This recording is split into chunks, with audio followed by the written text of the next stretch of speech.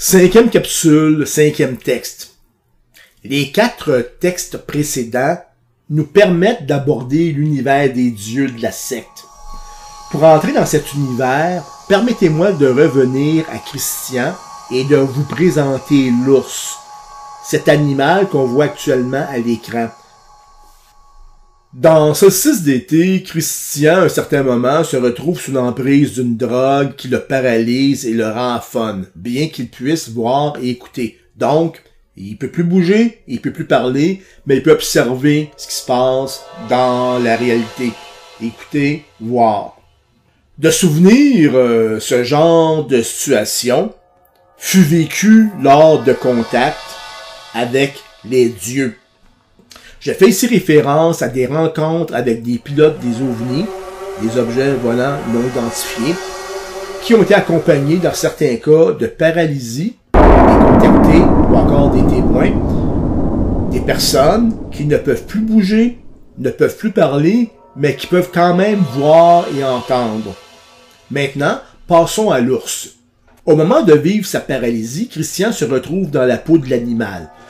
L'ours est un symbole animalier qu'on associe au roi. On associe autant plus un roi d'autorité divine qui rappelle un peu le mythe du roi Arthur ou encore celui du Saint Graal, cette prétendue descendance du Christ. Ce mythe est actualisé par des histoires d'hybridation entre de prétendus extraterrestres et des femmes, majoritairement membres de l'anglosphère, qui, suite à une copulation céleste, auraient enfanté des enfants ariens, donc des enfants blonds aux yeux bleus. Notre tendance à associer les ovnis à des visiteurs de l'espace, ou encore aux anciens dieux, répond selon moi au langage associatif inculqué présenté dans le premier texte. C'est une tendance à associer des éléments ensemble pour amalgamer les ovnis à des pilotes extraterrestres. Il faut par contre ajouter que la majorité des témoignages mettant en scène des ovnis n'ont rien pour accréditer l'origine extraterrestre.